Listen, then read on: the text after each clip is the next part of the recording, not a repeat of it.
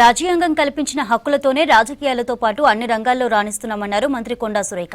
భవిష్యత్తులో ఏ కులం కూడా వివక్షకు గురి కావద్దని అంబేద్కర్ రాసిన రాజ్యాంగాన్ని మార్చాలని బీజేపీ చూస్తోందని ఆరోపించారు. దేశం మొత్తం కులగణన చేయాలని రాహుల్ గాంధీ డిమాండ్ చేస్తున్నారని చెప్పారు. హనుమకొండలో కాంగ్రెస్ పార్టీ ఆదివాసీ కార్యకర్తల సమ్మేళనంలో పాల్గొన్నారు మంత్రి సురేఖ. దేశానికి స్వాతంత్ర్యం సాధించిన గాంధీని మర్చిపోయి గాడ్సేను పూజించేలా చేయడానికి బీజేపీ నేతలు ప్రయత్నిస్తున్నారని ఆరోపించారు. మాజీ మంత్రి స్టేషన్ గన్పూర్ ఎమ్మెల్యే కడియం శ్రీహరి. ఈ రోజు రక్షణ లేనటువంటి పరిస్థితి బీజేపీ ప్రభుత్వం తీసుకొచ్చి రాజ్యాంగంలో మార్పులు తీసుకొస్తామనేటువంటి పరిస్థితి. ఎందుకంటే వాళ్ళ పరిపాలన సౌలభ్యం కోసం వాళ్ళ ఇష్టానుసారంగా పరిపాలన కొనసాగించుకోవడానికి రాజ్యాంగంలో మార్పులు చేస్తే మేము పరిపాలన చేసుకోవచ్చు అనేటువంటి ఆలోచనతోటి ఆ కార్యక్రమం చేసినప్పుడు మన రాహుల్ గాంధీ గారు దాన్ని చాలా గట్టిగా ఎదిరించి ఒకటే మాట చెప్పారు, రాజ్యాంగంలో ఒక్క అక్షరం ముట్టుకున్నా కూడా మేము ఊరుకోము, మరి తరిమి కొడతాము అని చెప్పి ఆ రోజు నుంచి కూడా ఆయన జై బాపు జై భీమ్ జై సంవిధాన్ అనేటువంటి ఒక నినాదాన్ని తీసుకొని ఆయన రాజ్యాంగం ఎప్పుడు కూడా చేతిలో పట్టుకొని ఈరోజు తిరుగుతున్నటువంటి వ్యక్తిగా మనం రాహుల్ గాంధీ గారిని చూస్తూ ఉన్నాం.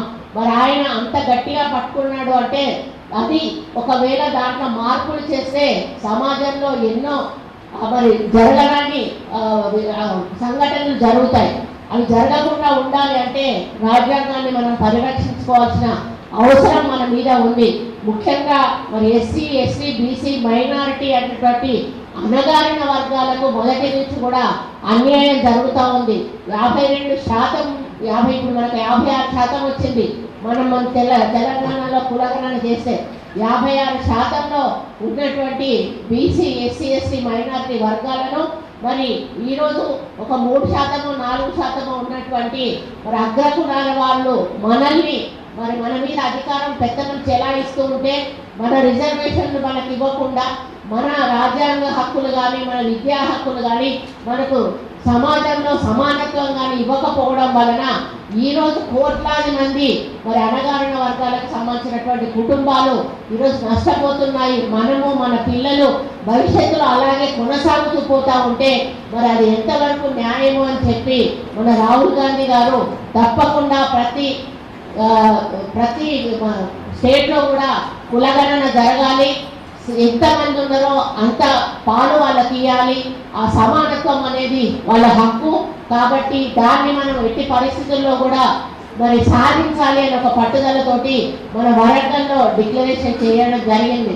దాన్ని బేస్ చేసుకొని ఈరోజు మన ప్రభుత్వం ఆ డిక్లరేషన్ అమలు చేయాలనేటువంటి లక్ష్యంతో ముఖ్యమంత్రి రేవంత్ రెడ్డి గారు ఈరోజు కులగణన చేసి ఈరోజు ఎవరెవరికి ఎంత ఇవ్వాలి అని చెప్పి దేశంలోనే మొట్టమొదటి రాష్ట్రంగా మన తెలంగాణను నిలబెట్టడం జరిగింది.